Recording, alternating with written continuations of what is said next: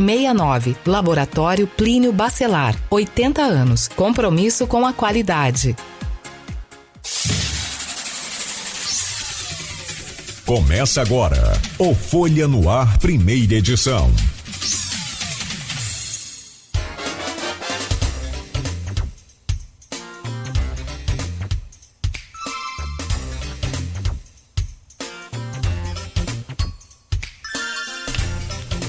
Quarta-feira, 26 de outubro de 2022. Começa agora pela Folha FM 98,3, mais um Folha no Ar, ao vivo, aqui também pelo Face, pelo YouTube e pelo Instagram. Você pode acompanhar esse programa daqui a pouco em podcast e logo mais, reprise na Plena TV. São 7 horas e 13 minutos em Campos. Muito bom dia, sejam todos bem-vindos a essa edição de hoje. Vamos às principais informações, claro.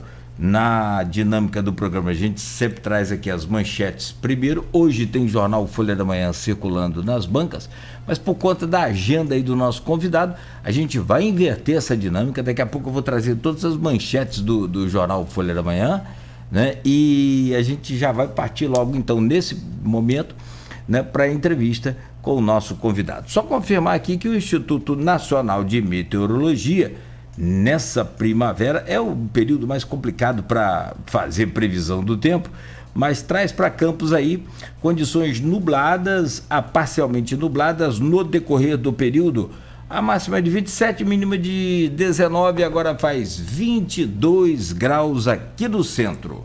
No oferecimento de Proteus, serviços de saúde e medicina ocupacional, qualidade certificada ISO 9001-2015, Unimed Campos, cuidar de você. Esse é o plano. Laboratórios Plínio Bacelar e Plínio Bacelar Vacina, com apoio de Green Energia Solar. O programa de hoje conta com o Arnaldo Neto na bancada e nós vamos conversar com o cientista político e professor da UF, Ricardo Bruno Ferreira. Ô Ricardo, só antes de trazer o seu bom dia, meu caro professor, hoje tem jornal Folha da Manhã nas bancas. Vou aqui só confirmar a primeira manchete, a principal manchete, depois, como eu já disse, a gente vai trazer os comentários e as manchetes também, só que aí é o final do programa. A partir das 8h10, quando o Ricardo tem que sair para agilizar aí a sua agenda. Vladimir espera Castro e Flávio para ato em apoio a Bolsonaro. Prefeito confirmou presença do governador na cidade hoje. Definição do voto e análise das urnas no primeiro turno, também no jornal Folha da Manhã de hoje. Câmara, eleição da mesa e as possibilidades para 2024. Bom, essa é a manchete principal da Folha, que a gente traz aí daqui a pouco completa. Folha da Manhã, já nas bancas e também nas casas dos assinantes. Professor, cientista político da UF, Ricardo Bruno Ferreira, muito obrigado pela sua presença conosco hoje aqui, mesmo que virtual, no Folha no Ar. Honra e prazer poder conversar com o senhor nessa manhã de hoje e entender, ou pelo menos tentar entender um pouco mais todo esse contexto em que não sei se nova política, esses novos tempos, o que eu posso afirmar também para errar menos na minha afirmativa sobre o que está acontecendo hoje na política brasileira. Um país dividido, polarizado, né, e quase muito poucos indecisos. Bom dia, prazer, seja bem-vindo aqui a este programa, professor. Bom dia, Cláudio, bom dia, Arnaldo, prazer estar aqui com vocês no dia de hoje, né, às vésperas do segundo turno. Teremos essa semana segundo turno não apenas para presidente, né, mas vários estados da federação. Teremos também o segundo turno para o cargo de governador, né? No caso, em particular, do estado do Rio de Janeiro, né? Diferentemente do previsto por parte dos institutos de pesquisa, o governador Cláudio Castro ele acabou sendo eleito já no primeiro turno, né? E como você bem antecipou na sua fala introdutória, de fato, a gente vive um momento de polarização muito intenso, né, na história recente do nosso país, né, em que essa polarização ela acaba sendo agudizada em alguns pontos, né, da sociedade brasileira, né?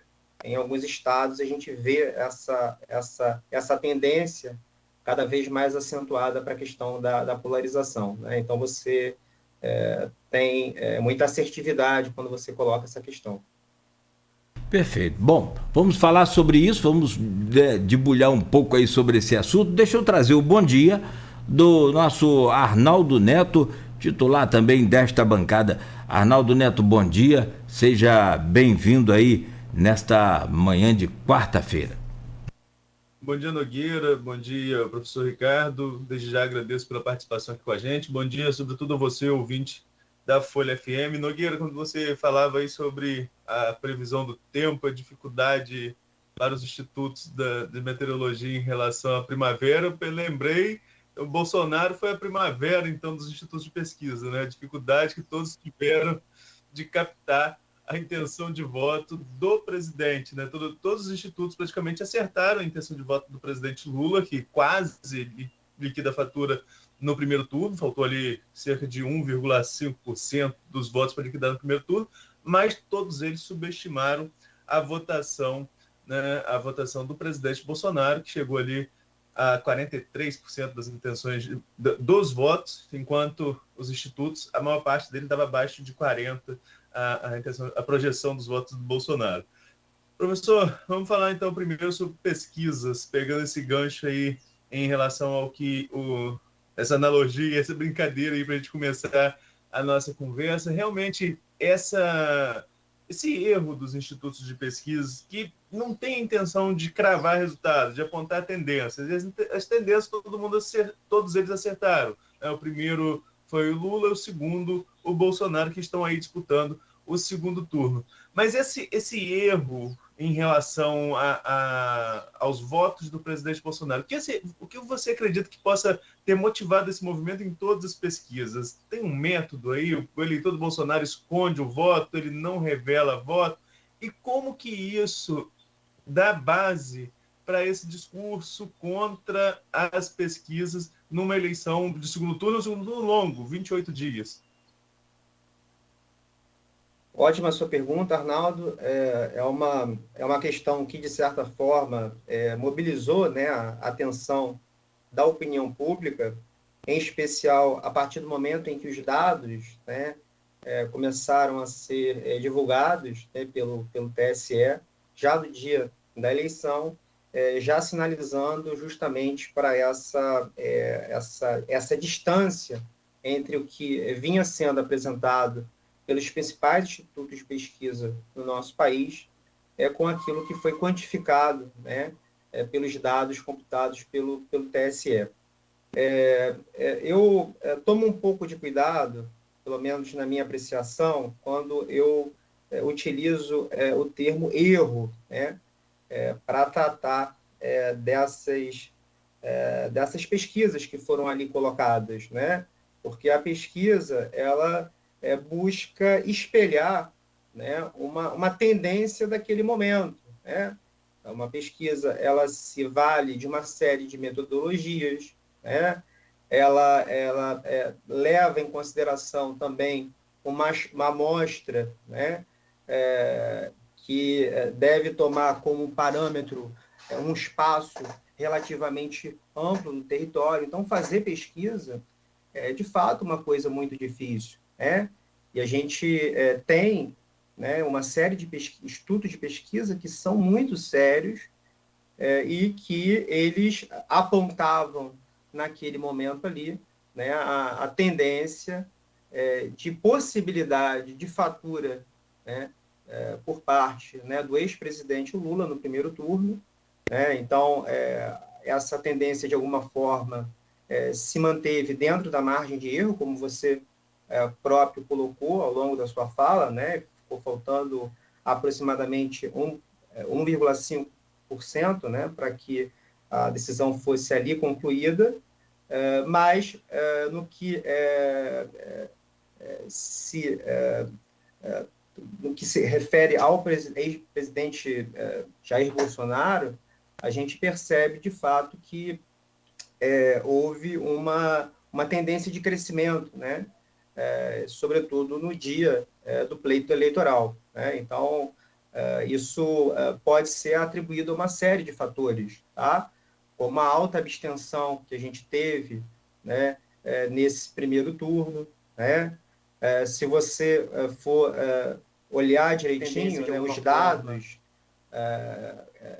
realizados pelo próprio TSE, a gente percebe, né, um quantitativo maior, né, de eleitores que são aqueles eleitores que geralmente votam no ex-presidente Lula, sendo aquela fatia do eleitorado mais responsável pela abstenção, né? Então, mais de 50% dos eleitores que se abstiveram no primeiro turno faz parte daquela faixa de renda, né, e de grau de escolaridade que, em sua grande parte, vota no ex-presidente Lula. E isso, de alguma forma, explique, né,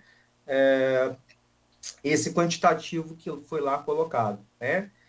Pode ser que tenha ocorrido também uma migração, né, desses votos, né, que iriam ser dados num primeiro momento para o Ciro Gomes e também para Simone Tebet, que acabaram sendo direcionados, né, nessa ideia do voto útil para o presidente Jair Bolsonaro. E essa tendência possivelmente já teria ocorrido anteriormente com o ex-presidente Lula. Tá? Então, na realidade, o que eu estou querendo dizer é que há uma multiplicidade de fatores que explicam, né, esse certo distanciamento em relação ao que foi posto pelos institutos de pesquisa em relação ao que foi, de alguma forma, computado pelo TSE no resultado das urnas. Tá? Então, a gente vai continuar conversando sobre isso, mas fazendo um panorama assim, bem amplo sobre a questão.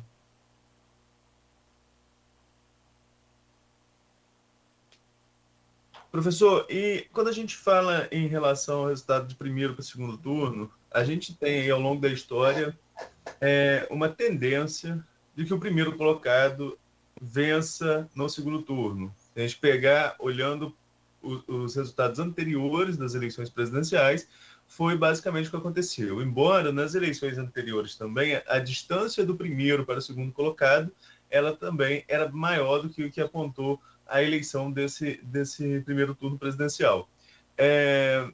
As pesquisas agora mostram também um encurtamento dessa distância. O jogo, no ponto de vista de análise das pesquisas, do que vem discorrendo aí nesse embate de narrativas, nos debates que acontecem, entrevistas que acontecem, a apresentação ao público da forma que vem acontecendo. Você diria que o jogo está totalmente aberto ou há algum favorito para domingo? Eu acho que o jogo está sendo jogado, na realidade, né? Há uma indefinição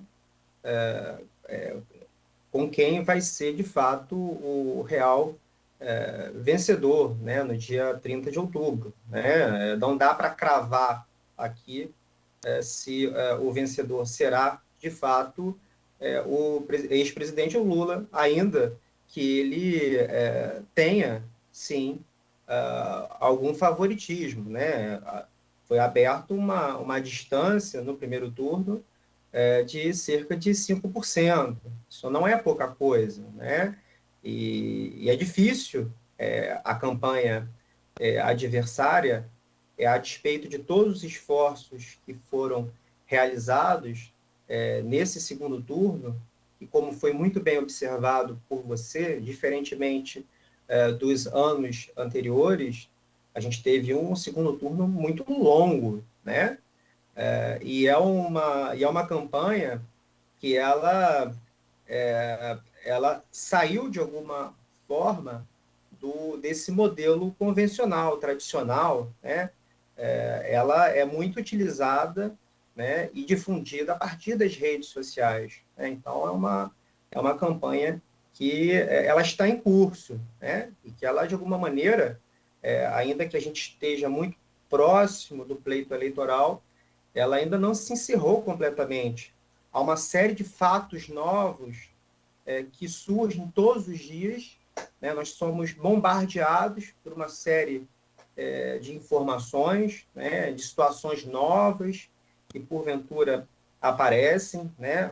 Os institutos de pesquisa, complementando, de alguma forma, o que foi colocado na questão anterior, não conseguiram captar ainda, né, os efeitos que isso, de alguma forma, possa ter tido, e eu me refiro aqui à situação envolvendo, né, um aliado próximo ao presidente Jair Bolsonaro, que foi a situação envolvendo, né, o ex-deputado Roberto Jefferson, né? Então, isso não foi quantificado ainda em termos de pesquisas eleitorais. A gente ainda vai ter também, ao longo dessa semana, né, na sexta-feira, mais um debate, né, presidencial, né? E isso, de alguma forma, pode contribuir ou não, no sentido de dar mais força, né, para uma determinada candidatura. Mas há uma série de elementos, né, Arnaldo? A questão da abstenção, né?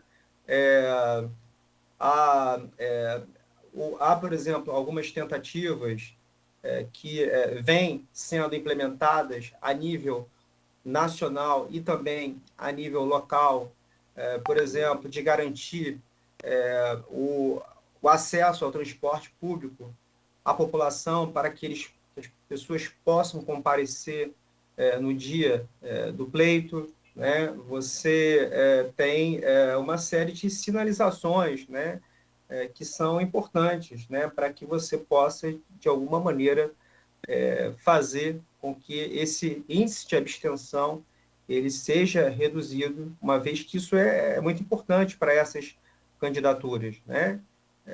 Uma vez que os votos, muitas vezes, eles são localizados, se a gente for olhar, né, esse mapa eleitoral, digamos assim. E a dinâmica dos votos também é algo muito fluido, né? Então, a gente vê as primeiras pesquisas eleitorais que saíram, por exemplo, no estado de São Paulo, né, logo após o primeiro turno, né, dando uma margem relativamente maior, né, ao Tarcísio. A gente percebeu, pelo menos no resultado que saiu ontem, um encurtamento nessa distância. Então, eu acho que o jogo está sendo jogado, não apenas a nível nacional, mas também nos diferentes estados da federação. Professor, quando o senhor fala o jogo está sendo jogado, me vem aqui logo à mente assim, a gente acompanha a política há muitos anos e a lei eleitoral ela sempre foi muito rígida, principalmente com a gente aqui principalmente não, mas estou falando do meu setor, do rádio, que aí eu posso falar com um pouquinho mais de propriedade. Há um rigor, tanto que as multas para as emissoras de rádio são cerca de 100 mil reais, 120 mil reais, por aí. E já para o próprio político que comete ali uma propaganda antecipada, extemporânea, por exemplo, ele paga 5 mil reais. Então, para os veículos de comunicação, a mão é muito pesada, então eu sempre tive muito cuidado com essa questão da programação. Até estão levantando essa questão agora aí, mas não é isso que eu queria falar. Sobre as inserções de rádio, principalmente na Bahia, no Nordeste, né? O PL, né, levantou essa questão e levou para o Supremo. O Supremo pediu para que pudesse, então, o STF pediu para que pudesse apresentar as provas que não foram apresentadas, mas parece que ontem, no final do dia, mandaram um relatório já com o nome de rádio, com os horários, enfim, aquela coisa toda. Bom, a minha pergunta é, essa questão do jogo jogado engloba também o orçamento secreto, por exemplo, engloba também esse que tem a aprovação do próprio Congresso e também da Justiça, esse Auxílio Brasil, que chegou aí à casa dos 42 bilhões de reais, esse empréstimo agora consignado dentro do Auxílio Brasil, isso é o jogo jogado que o senhor se refere? Porque eu pergunto isso em virtude da rigidez da lei eleitoral. Agora o senhor viu aí, recentemente o próprio Tribunal, o próprio Supremo, liberou também o transporte para o eleitor no domingo, coisa que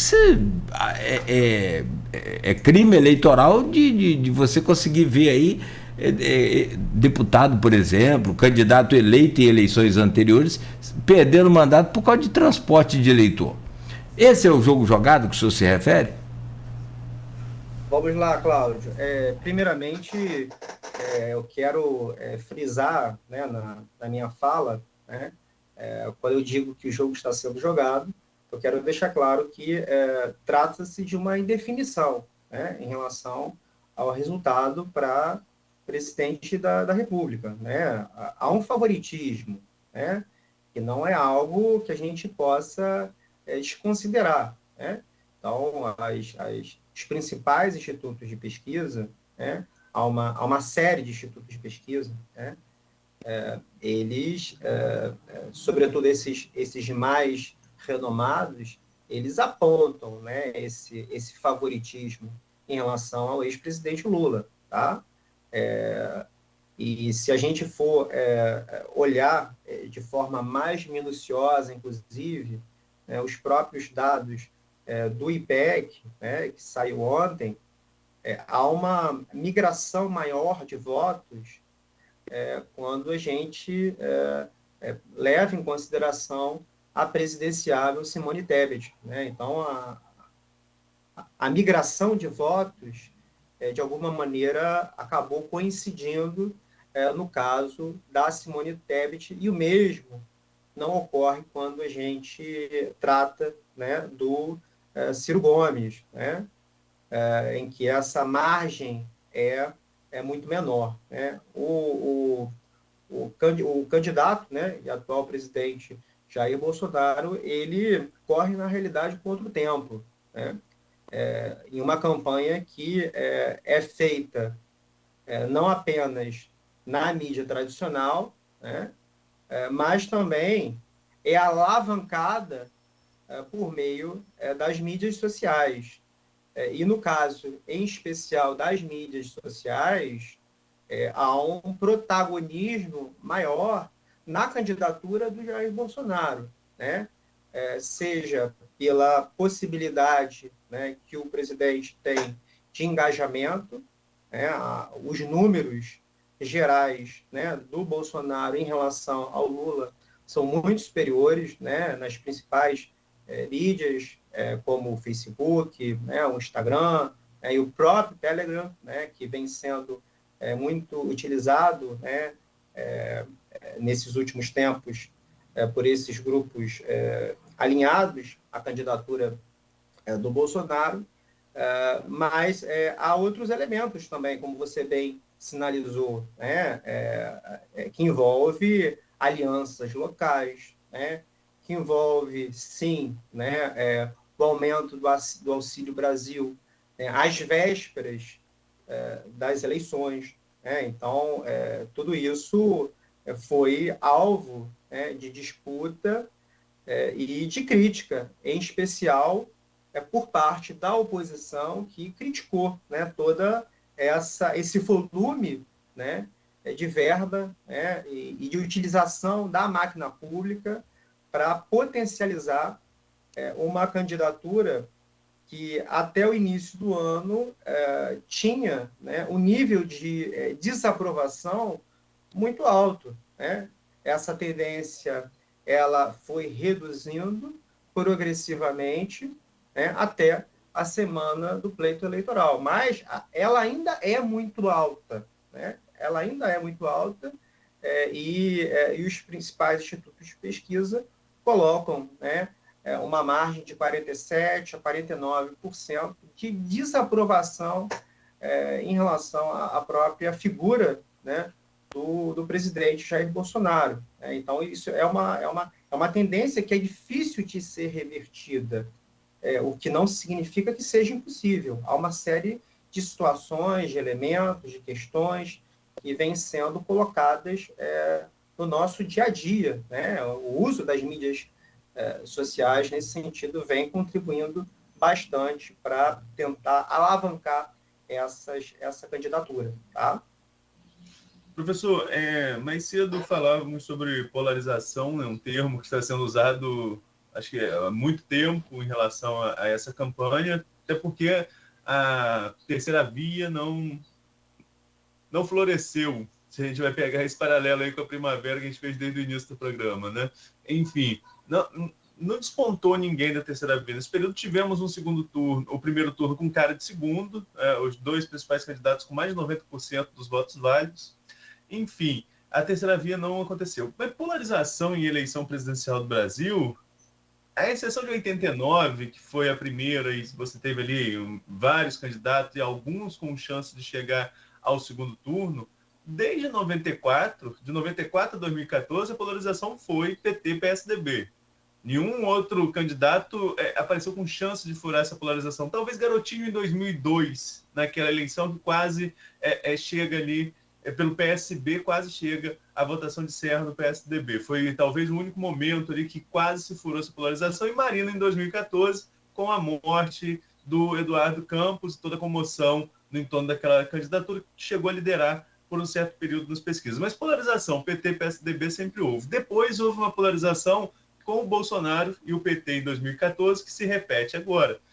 Mas, e aí vai uma avaliação pessoal, você passa um pouco da polarização para a radicalização. O discurso começa a ser mais agressivo entre os eleitores desses nichos. Temos episódios, infelizmente, de casos de violência.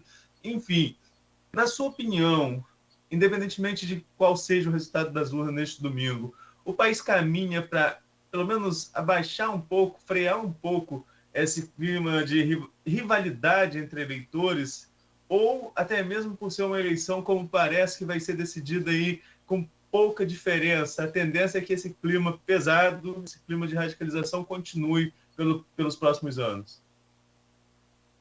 Mais uma vez, uma ótima pergunta, né? Então, eu não acredito, né, num arrefecimento dessa polarização. Pelo contrário, né, como bem sinalizado por você, uma das questões, né, que vem sendo discutidas atualmente é o dia depois de amanhã, né? É o day after, né? É o que, como que vai ser, na realidade, o mês de novembro, né?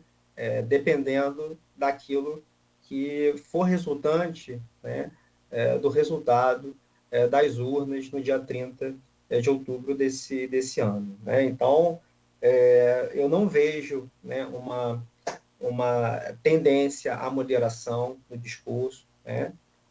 É uma disputa eleitoral que, ela, sim, ela é marcada pela polarização, né? Por duas lideranças, né, que possuem, a despeito, né, dos seus adeptos e dos seus militantes, né, dos seus filiados e tudo mais, ela é caracterizada também por um antagonismo muito forte, né, que é potencializada pela própria criminalização da política, né? Essa ideia do amigo versus inimigo, né? Então, a gente tem um debate público que é muito pobre, muito esvaziado na realidade, né? Então, você vê pipocando a todo momento, né, nas mídias sociais uma série de informações que buscam, de alguma forma, desqualificar, né, o campo adversário. Né? Então, a gente vive, né, e acredito que o fenômeno tanto do lulismo como do bolsonarismo vai persistir, né, entranhado na nossa sociedade por bastante tempo, né, independente do resultado que venha a ocorrer né, no domingo, né? Então eu não vejo um arrefecimento, uma tendência à moderação, né, a conciliação das partes, né? Muito pelo contrário, eu vejo um encaminhamento visando cada vez mais a radicalização, né? E com a possibilidade, inclusive, né, caso se confirme, né, a vitória do ex-presidente Lula, uma possibilidade, né, de questionamento do resultado das urnas, né? Então, a gente já vê alguns movimentos nesse sentido. Nas últimas semanas, o próprio presidente Jair Bolsonaro, motivado, né, pela própria campanha, né, pelo QG, que de alguma forma assessora o presidente Bolsonaro, ele vem tentando aparentar uma postura mais moderada, visando justamente trazer, né, para perto de si esse eleitor mais moderado, né, que não se sente muito confortável com certas falas que, por vezes, acabam afastando, né, esse eleitor moderado, mais de centro, do atual presidente, né? Mas a gente ainda tem alguns episódios, né? Fatos novos na política ocorrem a todo momento, né? E por isso é muito difícil, né, como eu estava dizendo, a gente cravar um resultado, né? Situações aparecem a todo momento, né? Fatos novos, e não apenas fatos novos, né? Mas a gente vive um universo da política hoje que é contaminado por essas fake news, né? E o próprio TSE vem tendo muito trabalho nesse sentido, né? De tentar, de alguma forma, tornar essa disputa mais civilizada, né? Então, a coisa, ela beira um pouco ao vale tudo, né? É o que vem acontecendo, em especial nesse segundo turno. Professor, eu estou olhando aqui os recortes da IPEC, não tinha visto, e tem um bem interessante aqui, e a gente fica tentando entender como é que é essa coisa. Eu penso que com toda essa mudança que o senhor falou aí, hoje o que predomina na campanha política são os grupos de conversa, de aplicativo de conversa. O senhor falou o Telegram, tem o WhatsApp, enfim, são disputas ali ferrenhas e uma massificação de mensagens impressionante, independente de ser fake news ou não. Mas estou falando, é muita informação por esse tipo de canal.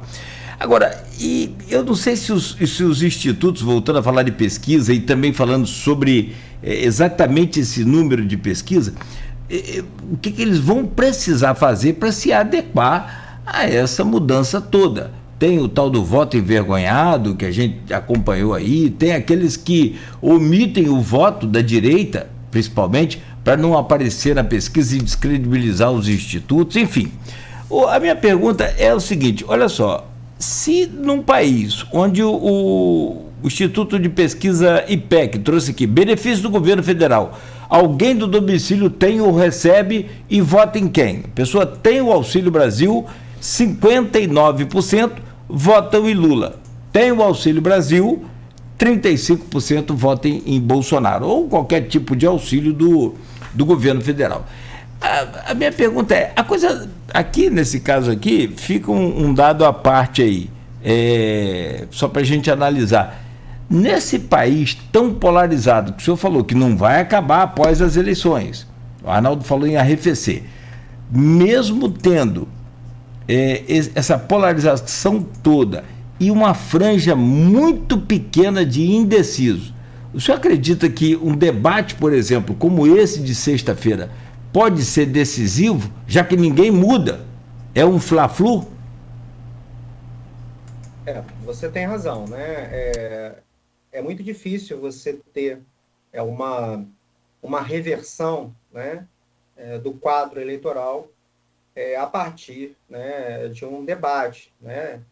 Se bem que não é um debate comum, né? Um debate que tem uma repercussão nacional, né? É o principal debate eleitoral no país, né? Então, vai haver toda uma mobilização por parte das duas candidaturas, né? De modo a indicar que os seus respectivos candidatos saíram dali vencedores, né? Mas a gente tem que observar a própria questão do desempenho, né? Que os dois presidenciáveis tiveram, né? Nas disputas anteriores, né? Então, falando em especial, né? No debate presidencial que houve, né? Na Band, né? A gente observando friamente o que aconteceu ali, a gente percebe, né, um certo deslize por parte da candidatura do ex-presidente Lula no que se refere ao controle do tempo, né? Então, eu vi ali, naquele momento, o maior preparo, né, em especial no último bloco, do candidato Jair Bolsonaro, né, no que se refere aquele debate que foi ali realizado, né? Alguns institutos de pesquisa que fizeram, né, um levantamento logo após a realização desse debate demonstraram que houve um pequeno crescimento, né, do presidente Jair Bolsonaro por conta do desempenho que ocorreu ali, né? O ex-presidente Lula, ele não se saiu mal, né, como colocado aí pelas mídias sociais, sobretudo pelas mídias sociais bolsonaristas, mas houve, sim, né, alguns equívocos, sobretudo no que se refere ao timing, né, ao controle do tempo, em especial no último bloco, né? Quando a gente fala de um debate, há uma série de situações que são importantes, né, o comportamento do candidato, né? Teve um momento do próprio debate em que o Bolsonaro ele encosta, né, a mão no ex-presidente Lula, né? Então, o gestual também importa, né? E há também aqueles eleitores, Cláudio, que são aqueles eleitores de última hora, né?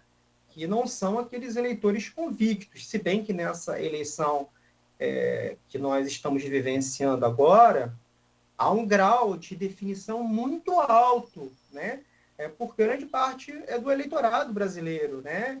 Que gira acima de 93%, né? Que independentemente do que Bolsonaro ou Lula venha a dizer ou fazer nesse debate, não vai mudar, em hipótese alguma, né? Mas sempre há uma margem relativamente pequena de indecisos, né? E também de um voto que pode ser fluido, né, em algum momento, não obstante, de fato, né, é difícil essa reversão a partir, né, de um debate presidencial. Mas, Cláudio, fatos novos acontecem todos os dias, né? A disputa ela acontece não apenas na via tradicional, ela está nas mídias sociais, né? Com influenciadores, né? Com compartilhamento de uma série de mensagens que são divulgadas cotidianamente, né? De forma a detratar a candidatura adversária, né? Então, são situações que escapam do controle, né? Por mais que haja uma preparação profissional, e há por parte dessas duas candidaturas, há situações que, de alguma forma, não são tão bem calculadas assim, né? Então, por vezes, o tiro pode sair pela culatra.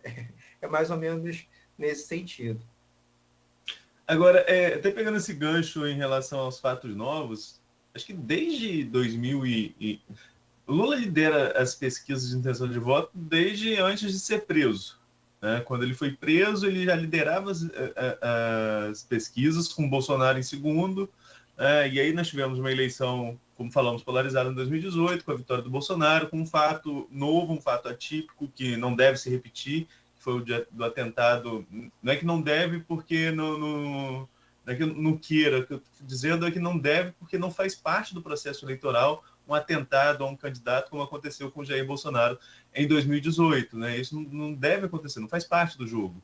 Enfim, tivemos um fato novo, foi uma eleição diferente, o candidato sem poder participar de debates, enfim, foi uma eleição diferenciada daquela de 2018.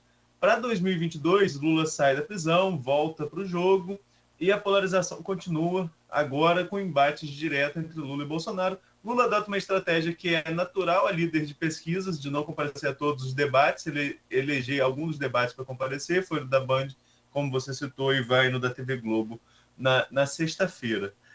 Mas os fatos novos, esses são inevitáveis, né? E aí teve esse fato recente do Roberto Jefferson, no último fim de semana, com tiros contra a Polícia Federal. Mas, professor Ricardo Bruno, professor da UF, cientista político, não parece que Bolsonaro tem teflon? Nada pega no Bolsonaro? Como que vocês na academia, que acompanham os movimentos da política social, como conseguir explicar esse movimento em torno do bolsonarismo em torno do seu líder, do presidente Bolsonaro? Esse teflon, será que dura aí muito tempo ainda? Na verdade, quando a gente fala, né, você se refere propriamente à figura do Bolsonaro, mas, de alguma forma, isso se aplica, né, acredito eu, ao próprio ex-presidente Lula. Né?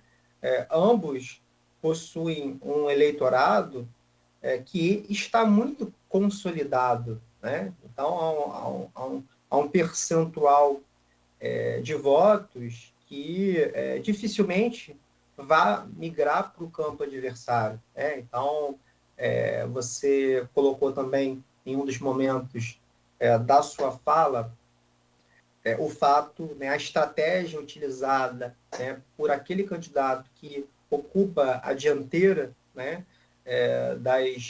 dos principais institutos de pesquisa, que é o ex-presidente Lula, de não comparecimento, né, aos debates, né, e privilegiando de alguma forma alguns debates para que ele coloque ali, né,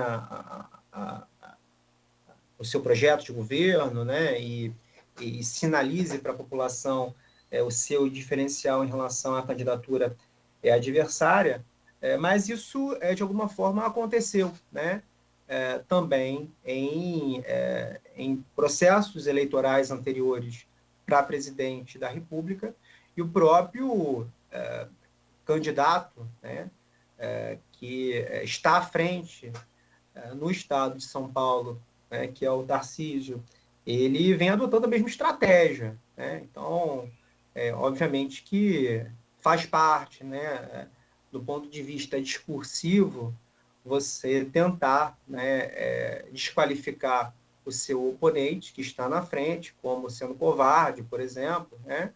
Mas, na realidade, é uma estratégia que é utilizada, né, por todos os candidatos, né, quando eles, de alguma forma, assumem a dianteira, porque você participar de um debate, você está sujeito ali, né, a questionamentos, você tem a possibilidade, né, de perder, né, algum tipo de margem de diferença que você possui em relação ao seu adversário. Né? Então, é uma estratégia que, de fato, vem sendo implementada, e isso faz parte, né, do jogo político. Né?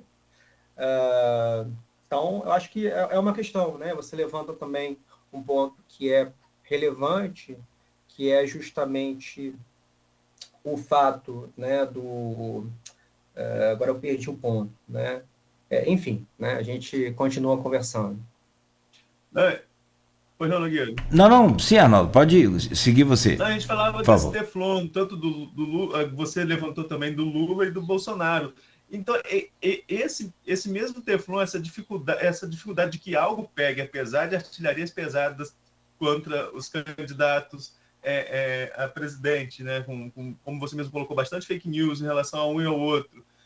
Apesar desse clima aí, digamos, pesado, para ficar num termo publicável, né? Apesar desse clima pesado, não pega essas histórias não pegam muito nos candidatos. Isso não é um dificultador desse virar voto não se torna difícil. E, por outro lado, a busca por apoios nos principais grandes centros, com Bolsonaro conseguindo apoio dos governadores de São Paulo, Minas, Rio. Isso pode reverter esse resultado? Pode ser a aposta final do presidente Bolsonaro para tentar virar essa eleição? Não acredito, Arnaldo. Sinceramente, não acredito. Porque se essa reversão, né, viesse a acontecer a partir desses apoios, isso já teria, de alguma forma, se materializado nessas pesquisas. Tá? Então, obviamente que apoio é algo muito importante. Né? Eu não estou desconsiderando essas alianças, né, a importância desses apoios regionais. Né? O presidente Jair Bolsonaro, ele de fato teve alianças muito importantes para esse segundo turno, com destaque, né, o acordo que foi firmado com o governador eleito de Minas Gerais, né, o Zema. Isso foi um apoio importante conquistado por ele, né? O próprio governador de São Paulo também, que acabou substituindo, né, o Dória, foi algo que, de alguma forma, sinalizou, né, e aumentou o leque, né, de alianças do Bolsonaro para esse segundo turno. Por outro lado, também, a candidatura, né, do ex-presidente Lula trouxe para perto de si, né, a presidenciável Simone Tebet, né, que se saiu muito bem em todos os debates realizados ao longo do primeiro turno, né, e que teve uma postura muito incisiva a todo momento, em especial no tocante à questão da vacina, né, e do papel assumido pelo governo de Jair Bolsonaro durante esse período da pandemia. Né? E por isso que a gente percebe, né, se a gente for olhar a fundo os dados do IPEC que saíram ontem, uma migração maior, né, dos votos da Simone Tebet para o ex-presidente Lula. Né? Então, isso, de fato, né, sinaliza para essas questões. Eu acho que o apoio, sim, ele é importante, tá? Mas ele não é determinante. Tá? Eu acho que há vários elementos, digamos assim, há variáveis, né, que são fundamentais. Ainda que o Lula tenha tido, em especial, durante essa semana, né, uma série de direitos de resposta garantidos, né, pelo TSE, por sua vez, a gente tem um impulsionamento da candidatura do Bolsonaro nas mídias sociais. Né? Então, o dinheiro em publicidade da candidatura de Bolsonaro é muito superior à do ex-presidente Lula. Né? A capacidade de captação de fundos, né, para utilização nas principais redes sociais. Hoje em dia, grande parte das pessoas estão muito mais logadas, né, no Instagram, no Facebook, né, no Twitter, no Telegram, do que propriamente assistindo os principais canais de televisão. Então, é uma mudança, né, comportamental, que é importante. O bolsonarismo, digamos assim, né, que se introduz, se enraiza na vida social brasileira nas últimas eleições, soube utilizar e operar muito bem essas tecnologias. Essa é a grande realidade. A gente percebia nas eleições anteriores, protagonizadas pelo Fernando Haddad, né, que assumiu naquele momento ali a função, né, de direcionar a oposição, né, por conta, né, da prisão do ex-presidente Lula, havia ali uma dificuldade muito grande, né, em lidar com as mídias sociais, né? A gente percebe uma mudança significativa de direcionamento nessas eleições, tá?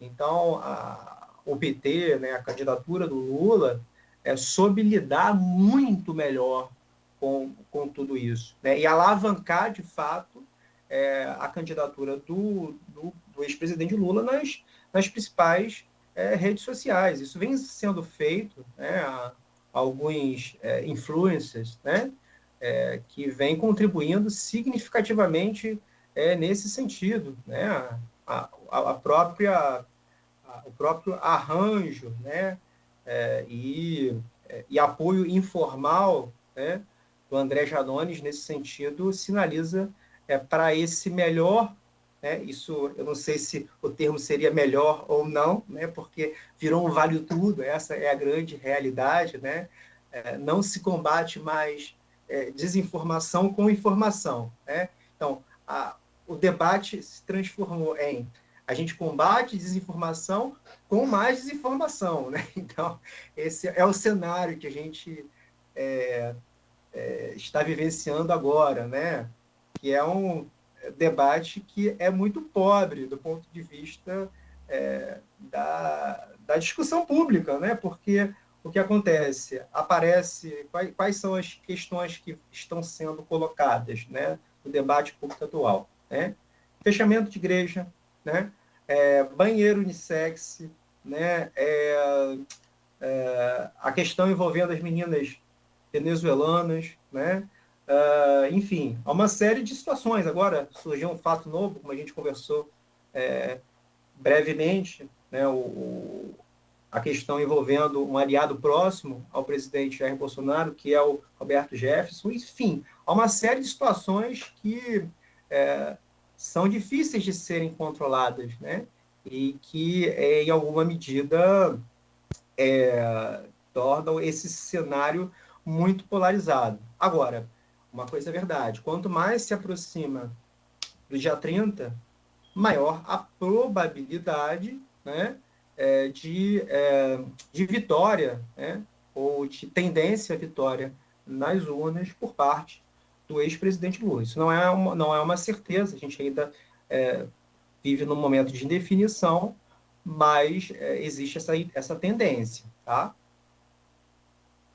Professor, só para fechar aqui da minha parte, Arnaldo, sobre essa questão de internet, a gente falava aqui na semana passada com o Lindbergh Farias, deputado eleito agora com mais de 150 mil votos no estado do Rio. Eu perguntei a ele, questionei sobre essa coisa do PT ainda não, da esquerda, na verdade, não continuar patinando nas redes sociais, na internet. Apesar de concordar com o que o senhor falou, melhorou sim, cresceu sim.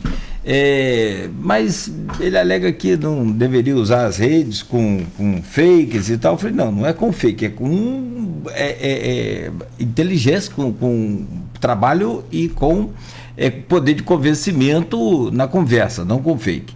Mas ainda percebo que o PT está bem distante, a esquerda principalmente, está bem distante aí nesse caso da direita, do Bolsonaro, que domina muito bem essa situação. Com fake ou não, eles comandam essa rede. Infelizmente, com muito fake também, porque tem fake de tudo que é lado, dos dois lados.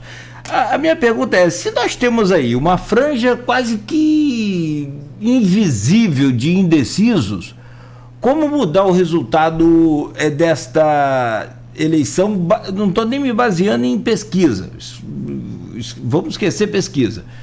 Nos 6 milhões de votos de vantagem que o Lula teve no primeiro turno, como virar essa questão?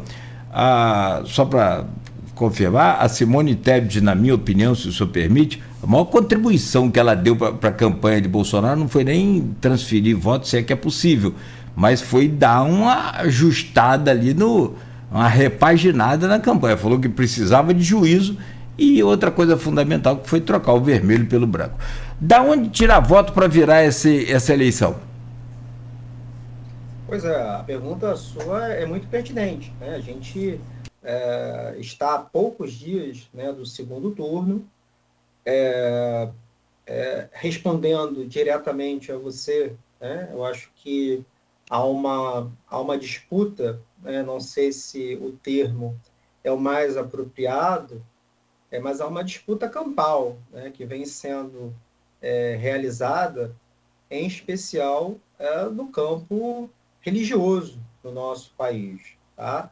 Então, a gente teve, inclusive, alguns equívocos, na minha percepção, por parte da candidatura do Bolsonaro nesse segundo turno, e eu me refiro aqui à visita do Bolsonaro à Basílica, e uma situação um pouco negativa, né, para a imagem do presidente, protagonizada pelos seus apoiadores, né, naquele momento ali. Né? Então, um dos elementos, né, que vem sendo canalizados nesse momento é justamente o chamado voto religioso, né? Sobretudo o voto evangélico. Tá? Se a gente analisa os resultados, né, dessas pesquisas eleitorais, a gente percebe ali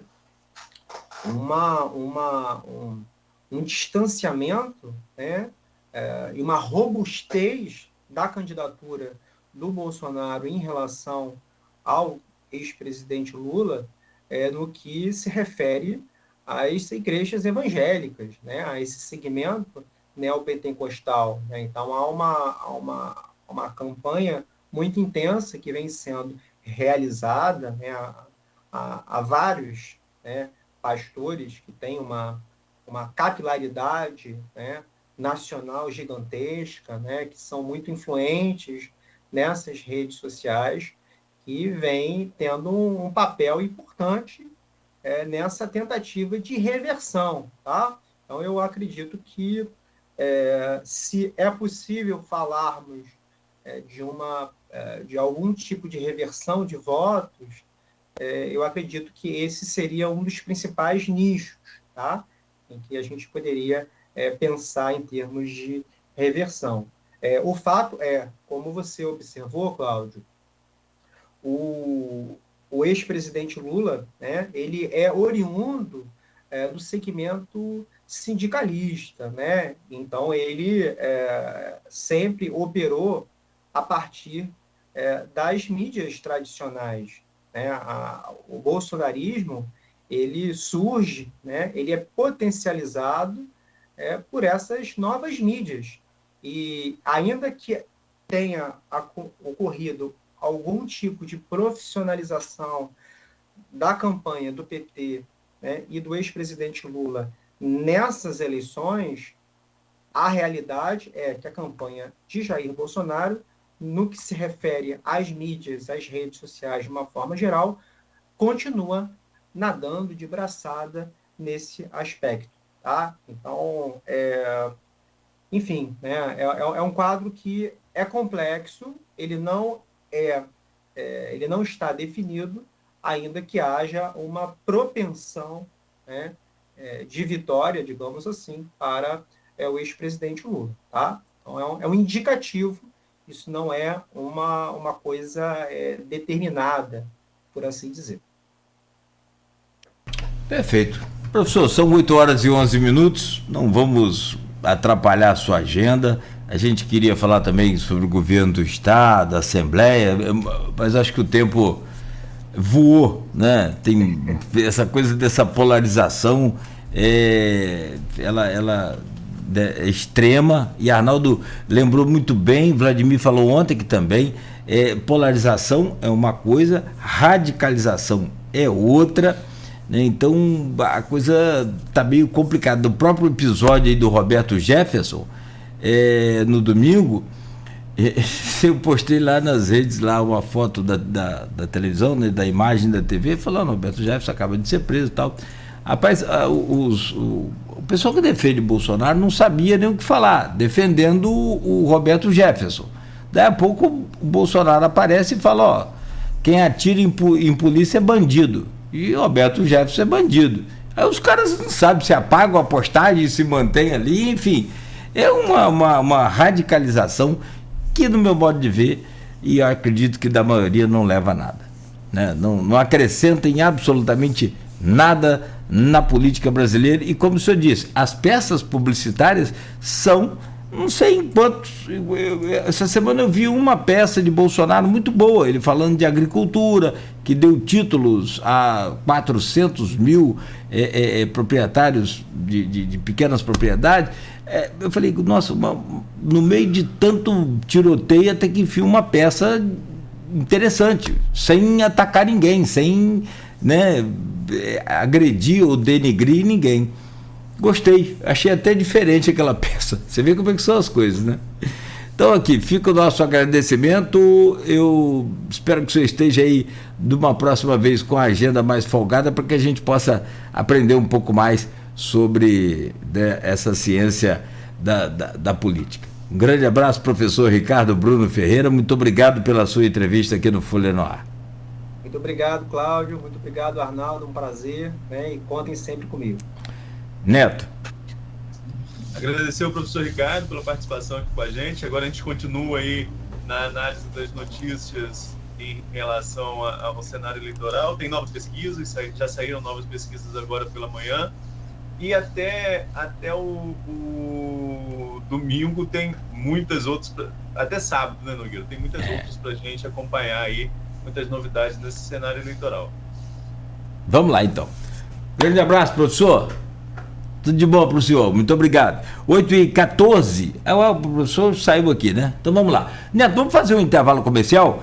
Vamos comentar, tem pergunta aí pra gente lá no Face, estão perguntando aqui, o que é que perguntaram aqui, meu Deus?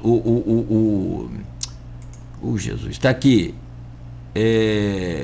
por que não comentam sobre a questão do qual, o Gildo, né, está perguntando por que não comentam sobre o corte da propaganda de Bolsonaro, denunciada recentemente. Eu não entendi bem sobre que corte é esse. Eu acho que é a denúncia de rádio? Né? Ah, tá. Que a gente falou, inclusive, durante a entrevista, mas você quer minha opinião também sobre isso? Não, Eu posso falar a minha opinião. A minha opinião é que primeiro tem que provar, né? Não adianta chegar e falar. E como uma excelente estratégia, é mais uma cortina de fumaça. É para tentar desviar o foco do tiro que saiu pela culatra do Roberto Jefferson. Minha opinião é essa, posso aprofundar no próximo bloco. Depois a gente comenta. E também não há nenhuma comprovação, apesar de uma nova apresentação ontem e a gente falava disso aqui ontem, durante o programa também, com a Luiz Abreu Barbosa, com o próprio prefeito. Isso é uma situação gravíssima, se de fato aconteceu. Agora, precisa provar. É preciso que se prove. Parece que na parte da manhã, quando foi então entregue a documentação, não havia uma prova concreta. O tribunal, o TSE pediu, né, deu 24 horas para que se apresentasse as provas. E parece que à noite o TSE então recebeu essa lista com a relação já de rádios, horários, porque tem um instituto contratado só para isso, né, da campanha. Bom, 8h16, nós vamos ao intervalo no oferecimento de Proteus, serviços de saúde e medicina ocupacional, qualidade de certificado ISO 9001-2015, Unimed Campus, cuidar de você. Esse é o plano. Laboratórios Plínio Bacelar e Plínio Bacelar Vacina, uma clínica moderna especializada em vacinação, e o apoio de Green Energia Solar.